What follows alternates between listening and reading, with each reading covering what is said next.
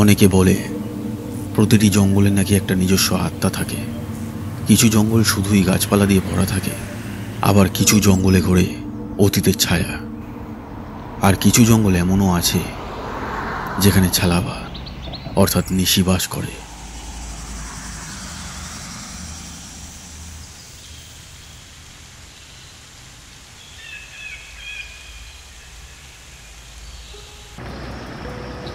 এই গল্পটি হলো 5 জন বন্ধুকে নিয়ে, যারা একটি ভৌতিক ডকুমেন্টারি বানানোর উদ্দেশ্যে এক নির্জন জঙ্গলে পৌঁছেছিল। কিন্তু সেখানে এসে তারা এমন কিছু দেখতে পায় যা কখনো তাদের কল্পনাতেও আসেনি। গল্পের শুরু হয় 5 বন্ধুকে নিয়ে: আদিত্য, রোহন, সিম্মি, মেঘা আর বিক্রম। এরা সবাই একসাথে বেরিয়ে পড়েছিল একটি ডকুমেন্টারি সিনেমার বানানোর স্বপ্ন নিয়ে উত্তর ভারতের এক ঘন অরণ্যের দিকে। এটা ছিল এমন এক জঙ্গল যেখানে মানুষের পা খুব কমই পড়ে।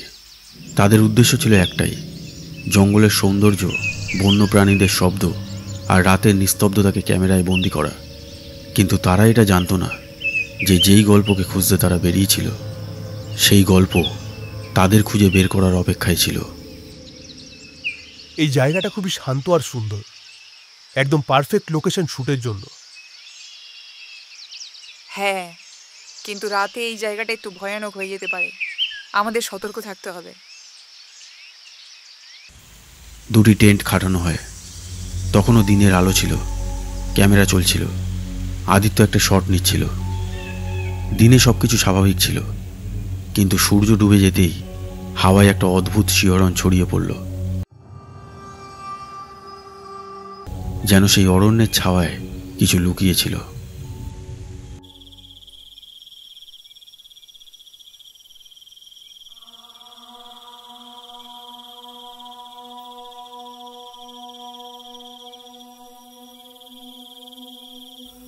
সূর্য ডুবে গিয়েছিল আর রাতের অন্ধকারে গোটা জঙ্গল ঢেকে যায়।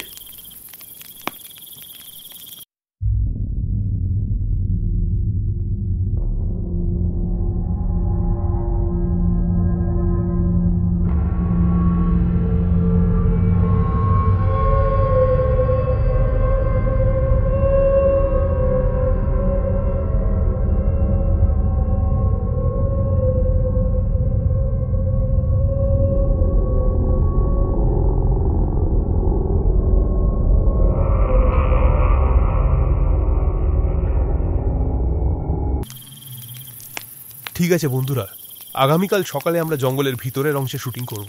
সেখানে হয়তো কোনো ঝর্ণা আর কোনো বন্য প্রাণীও দেখা যেতে পারে। চলো টেন্টের ভিতরে যাওয়া যাক, আগামীকাল অনেক কাজ আছে।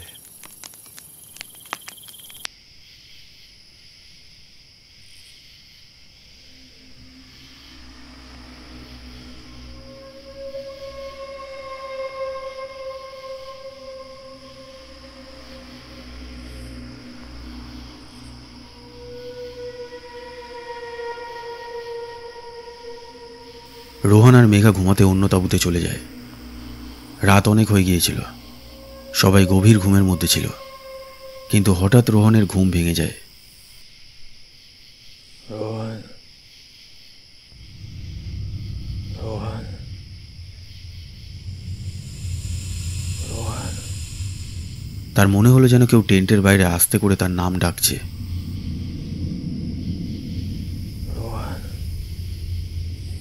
সে চমকে উঠে বসে পড়ল।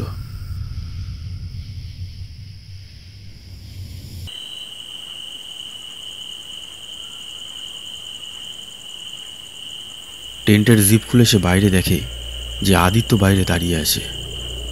অন্ধকারে তার মুখ ঠিকমতো দেখা যাচ্ছিল না। তুমি এত রাতে টেন্টের বাইরে কেন এসেছো? আমি ঘুমিয়ে পড়েছিলাম, হঠাৎ ঘুম ভেঙে দেখি সিম্মি আর বিক্রম টেন্টে নেই। বাইরে এলাম, কিন্তু ওরা কোথাও ছিল না। মনে হচ্ছে জঙ্গলের ভিতরের দিকে গেছে। আমার একটু সন্দেহ হচ্ছে। কি, এত অন্ধকারে জঙ্গলের মধ্যে কিভাবে যেতে পারে ওরা? ঠিক আছে, চলো দেখি।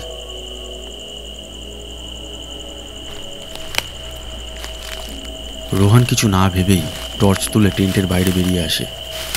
আর আদিত্যর সঙ্গে জঙ্গলের ভিতরে এগিয়ে যায়।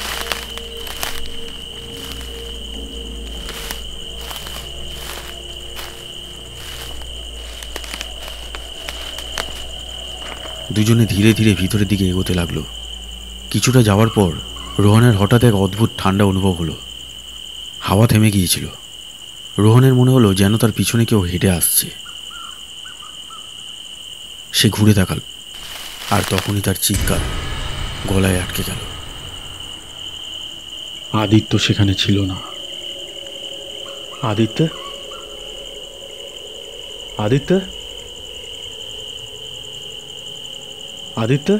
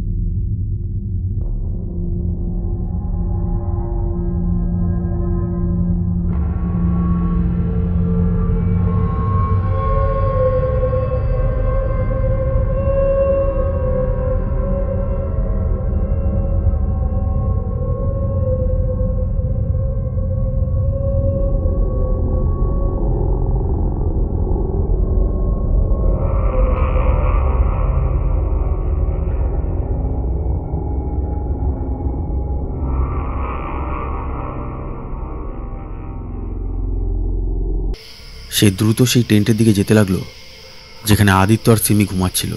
কিন্তু মাত্র 2 পা বাড়াতেই হঠাৎ তার পিছন থেকে এক আওয়াজ এলো। মেঘা ঘুরে তাকালো।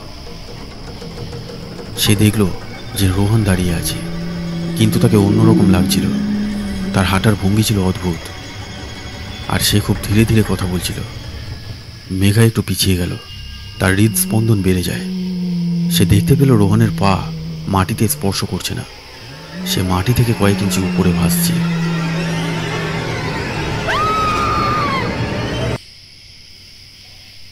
হঠাৎ আদিত্যের ঘুম ভেঙে গেল। তাঁবুর ভেতরে এক অদ্ভুত দমবন্ধ আর নীরবতা ছিল। বাইরে কোথা থেকে একটা অদ্ভুত শব্দ ভেসে আসছিল।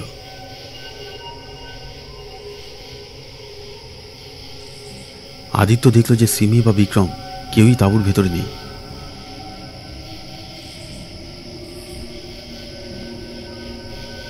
সে তার ঘড়ির দিকে তাকালো। সময় তখন 2:20 বাজে। এটা দেখে সে আরো অবাক হয়ে গেল যে সিমি আর বিক্রম দুজনের মোবাইল টেন্টেই পড়ে রয়েছে। সে আতঙ্কিত হয়ে দ্রুত টেন্টের চেন খুলে বাইরে বেরিয়ে আসে। বাইরে ঘন অন্ধকার ছিল, কিন্তু চাঁদের মৃদু আলোয় জঙ্গলের পথ কিছুটা দেখা যাচ্ছিল।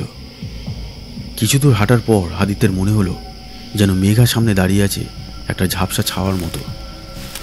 সে কিছু না ভেবেই তার দিকে এগিয়ে গেল।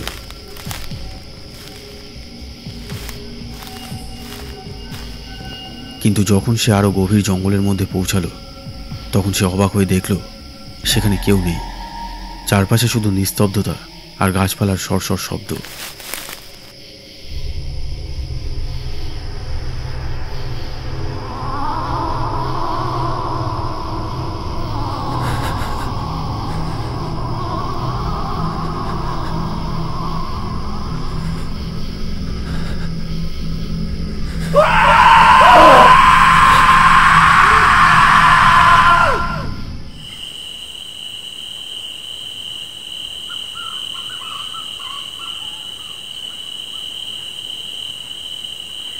যে এখানে এসেছে সে আর ফিরে যায়নি।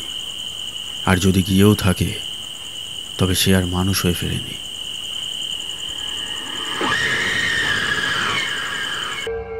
যদি আপনার এই ভিডিওটি ভালো লেগে থাকে তবে প্লিজ লাইক করবেন।